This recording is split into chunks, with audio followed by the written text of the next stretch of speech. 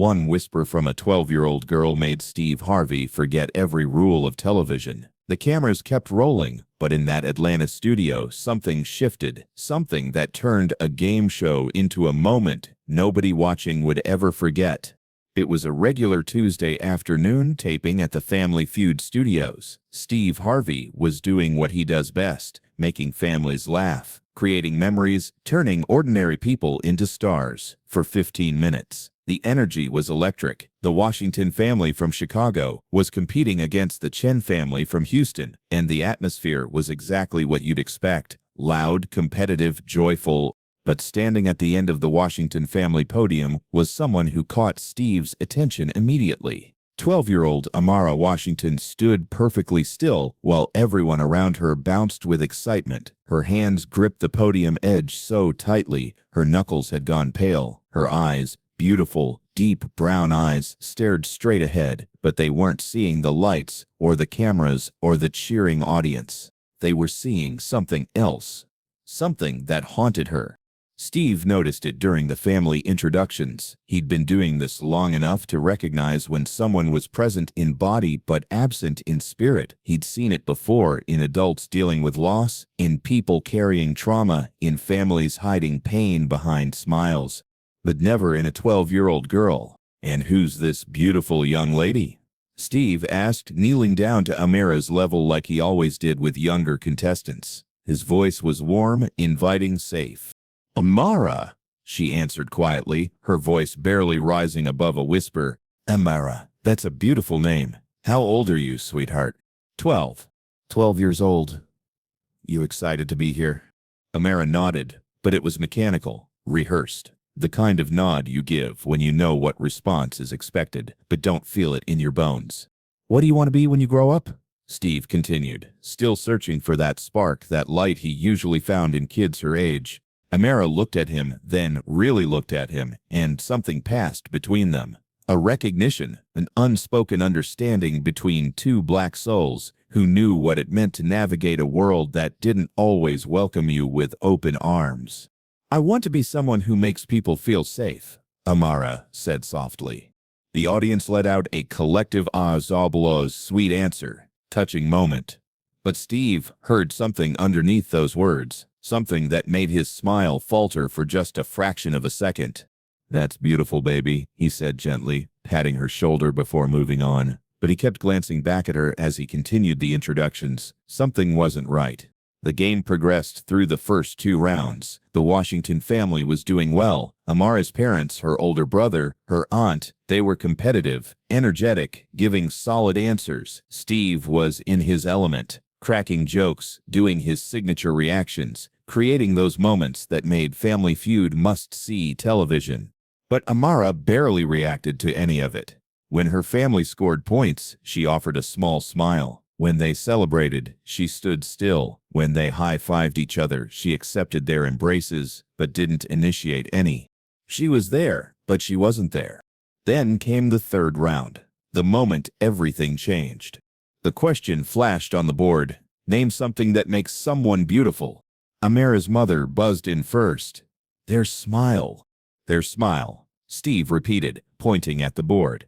The answer flipped. Number 3. 18 points. Good answer, but not the top. "All right, we're gonna play." Amara's father decided, and the family huddled together, strategizing their next moves. Steve worked his way down the line. Kindness from Amara's brother, number 1 answer. Confidence from her aunt, number 2. The family was sweeping the board. Then Steve reached Amara. She stood there, microphone positioned in front of her, studio lights beating down, 300 people watching, cameras broadcasting to millions. This was her moment, her chance to contribute to her family's victory. "Amara," Steve said warmly, "name something that makes someone beautiful." Amara opened her mouth, closed it. Her hands started trembling against the podium. Steve waited patiently. He'd seen nervous contestants before. Stage fright was normal, especially for kids. But this wasn't stage fright. Amara's eyes filled with tears. One escaped, rolling down her cheek, catching the studio lights as it fell. Hey, Steve said softly, his entire demeanor shifting. The entertainer disappeared. The father, the mentor, The man who'd felt pain in his own life? That's who showed up. You okay, baby? Amara shook her head. No, she wasn't okay.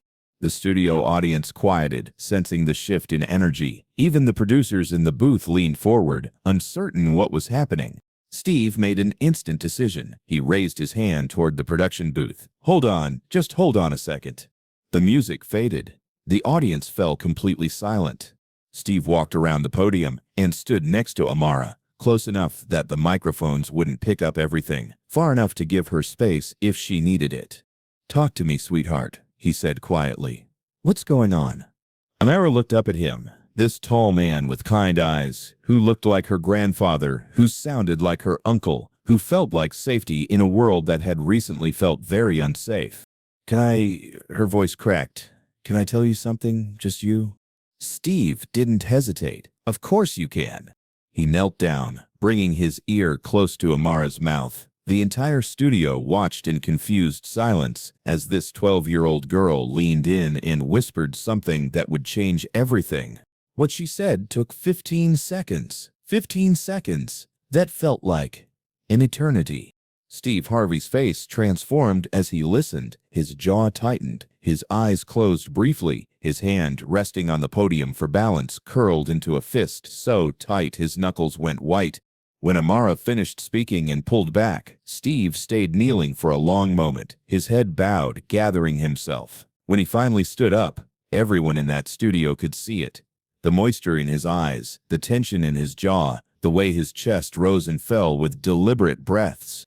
He looked at Amara, then at her family, her parents watching with growing concern, her brother confused, her aunt worried. Then Steve looked directly into the camera. Stop the game, he said, his voice steady but heavy with emotion. We're not playing for points right now. Confusion rippled through the audience. The producers in the booth scrambled, unsure whether to cut to commercial or keep rolling. Keep cameras on me, Steve said firmly, as if reading their minds. People need to hear this. He turned back to Amara, his hand resting gently on her shoulder. Amara just told me something, Steve began, his voice filling the silent studio. She told me that 2 weeks ago, she was at her school cafeteria. She was sitting with her friends, eating lunch, being a normal 12-year-old girl, and a group of kids she'd known since kindergarten, started saying things to her about her skin, about her hair, about the way she looks. The audience gasped. Amara's mother brought her hand to her mouth, tears immediately streaming down her face. Her father's jaw clenched. They told her, Steve continued, his voice breaking slightly, that she wasn't pretty enough to sit at their table anymore, that her skin was too dark, that she needed to fix herself if she wanted to be considered beautiful. The studio erupted in shocked murmurs, people shaking their heads, some crying openly. Steve's voice grew stronger, powered by decades of his own experiences with racism, his own memories of being made to feel less than different, unwanted. So when I asked this baby what makes someone beautiful, she couldn't answer, because for 2 weeks she's been carrying around the lie that she isn't beautiful, that something is wrong with her, that her skin, this gorgeous, rich, beautiful brown skin, is somehow a problem. He turned to Amara, kneeling down again so they were eye to eye. Amara, baby, look at me. She did, tears flowing freely now. Those kids were wrong. You hear me? They were wrong. There is nothing about you that needs fixing. Your skin is beautiful. Your hair is beautiful. Everything about you is exactly as God intended it to be. The audience erupted in applause, but Steve held up his hand, silencing them. He wasn't finished. But I need you to understand something deeper than that, he continued, his voice soft but intense. Those kids who said those things to you, they're hurting too. Hurt people hurt people. Somewhere along the line, someone taught them to see differences as defects instead of gifts. Someone taught them that there's one way to be beautiful, and anything different from that is less than. He stood up, addressing the entire studio now, speaking to millions he knew would watch this. We've got to do better, Steve said, his voice carrying the weight of generations of pain. We've got to teach our children that beauty doesn't have a color requirement, that words have power, the power to build up or tear down, that casual cruelty, even from children, leaves scars that last years. He turned to Amara's parents. Did you know about this? Amara's mother shook her head, sobbing. She never told us. We knew something was wrong, but she wouldn't talk about it. Amara, Steve asked gently, why didn't you tell your parents? Because, she whispered into the microphone, her voice small but clear. They already have to deal with people treating them differently because of how they look. I didn't want to add to their worries. I thought maybe if I just stayed quiet it would go away. The studio was silent except for the sound of people crying. Steve Harvey, who had built a career on making people laugh, was now fighting back tears on national television. Baby girl, he said, his voice thick with emotion, that's not your burden to carry alone. Your parents, your family, your community, we're supposed to help carry that weight together. He turned to the camera again, and what came next was pure, unscripted Steve Harvey. Not the comedian, not the host, but the man who'd lived through racism, who'd felt the sting of discrimination, who understood bone deep what Amara was experiencing.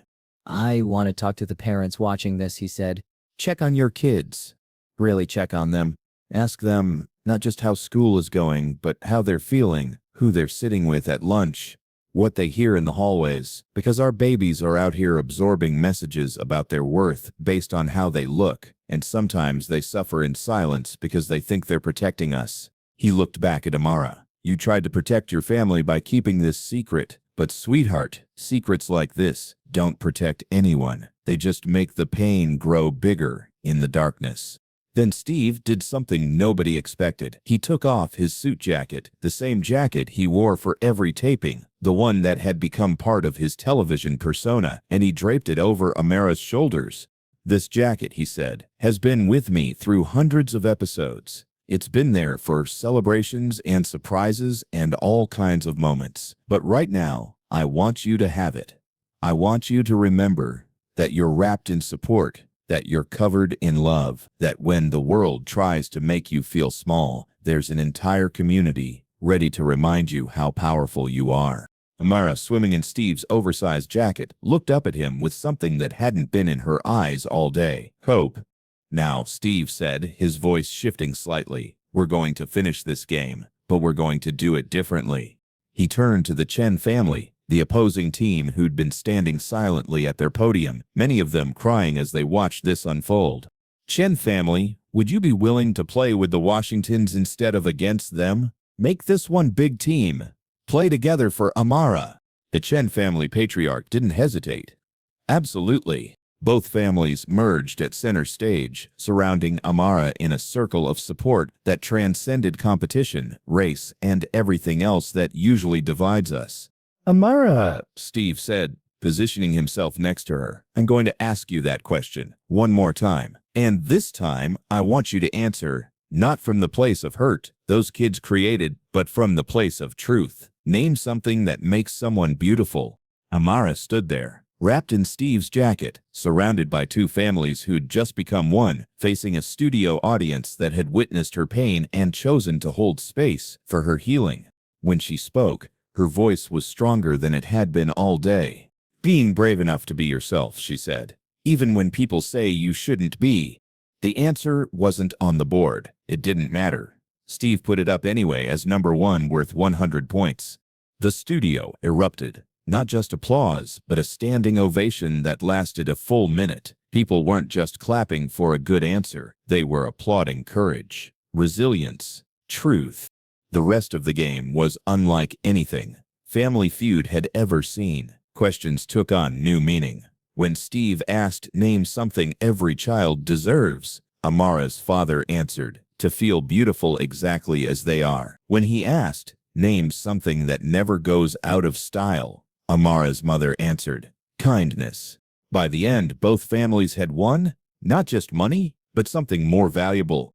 As confetti fell and celebration music played, Steve pulled Amara aside one more time. Can I ask you something? He said quietly. She nodded. Those kids who said those things to you, do you think you can forgive them? Amara thought about it for a long moment. I don't know yet, she answered honestly, but I think I can try. Not for them, but for me. because holding on to anger just makes me hurt more. Steve's eyes welled up. Where did you learn to be this wise at 12 years old? From my parents, she said simply. They always told me that people's words can only hurt me if I believe them. I forgot that for a while, but you helped me remember. The episode aired 4 weeks later and immediately went viral. It wasn't just the highest-rated Family Feud episode in history. It sparked a national conversation about colorism, bullying, and the impact of racist messaging on children. Schools across the country began using clips from the episode in their anti-bullying curricula. Mental health organizations reached out to partner with Steve's foundation to create resources for families dealing with racism and discrimination.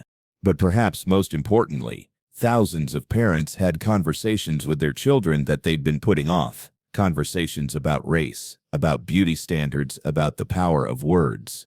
The mayor's school held an assembly addressing what had happened.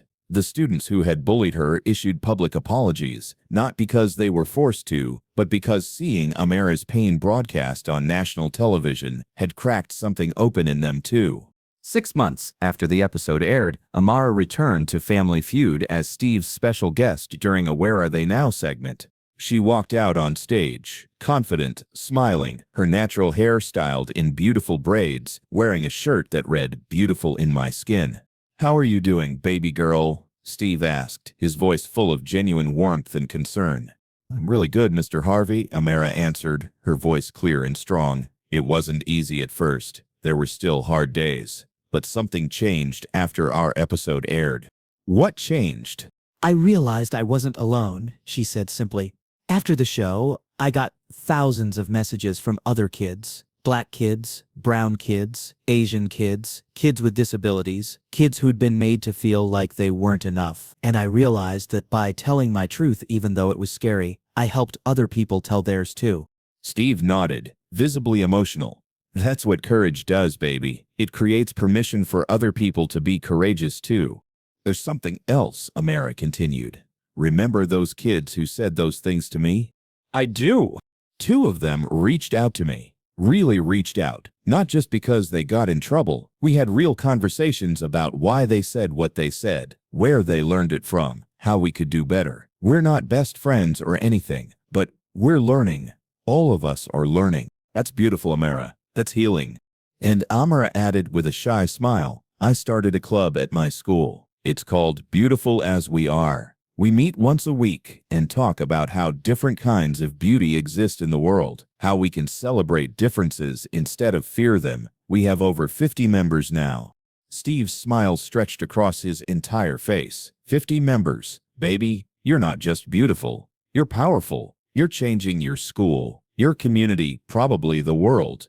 "I learned it from you," Amara said. "You could have just moved on that day. Could have told me we'd talk about it later. But you stopped everything because you believed my pain was more important than your show. That taught me that people, their feelings, their dignity, their worth, should always matter more than keeping things comfortable." The audience erupted in applause, but Steve was frozen, hand over his heart, tears streaming down his face. "You know what?" he said finally. "I thought I was helping you that day. But baby, you helped me remember why I do this. Why any of us should do what we do. To create moments where people feel seen, heard, and valued exactly as they are." Before the segment ended, Steve had one more surprise. He'd partnered with several major organizations to create the Amara Initiative, a nationwide program providing mental health resources, anti-racism education, and support systems for children experiencing discrimination. "This isn't charity," Steve explained to the camera. "This is commitment, a commitment to making sure no child ever again has to whisper their pain because they're afraid of being a burden. A commitment to building a world where Amara's beauty, everyone's beauty, is celebrated, not questioned."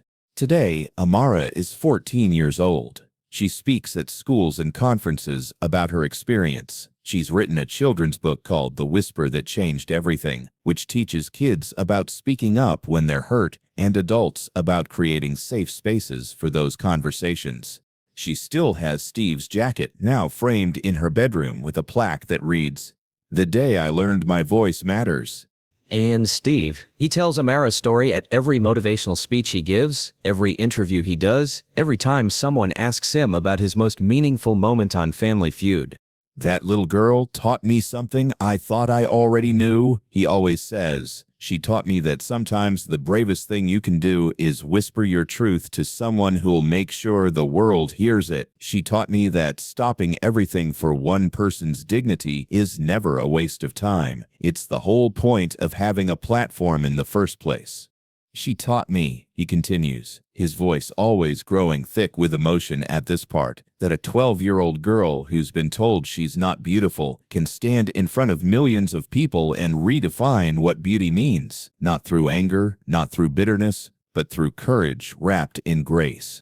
The episode remains one of the most watched, most shared, most discussed moments in game show history. Not because of the drama or the entertainment value, but because it captured something rare and precious, the exact moment when one person's pain was transformed into collective healing. Because sometimes a whisper is louder than a shout. Because sometimes stopping everything is exactly the right thing to do. Because sometimes a game show host and a 12-year-old girl can remind an entire nation what really matters, not the color of our skin, but the content of our character and our capacity for compassion. That's what happened when Amara Washington whispered her secret to Steve Harvey. That's what changed everything forever. And that's why, to this day, Steve Harvey still keeps a pocket square in his jacket, not just for his own tears, but for anyone who needs to know that their pain matters, their voice matters, they matter, exactly as they are.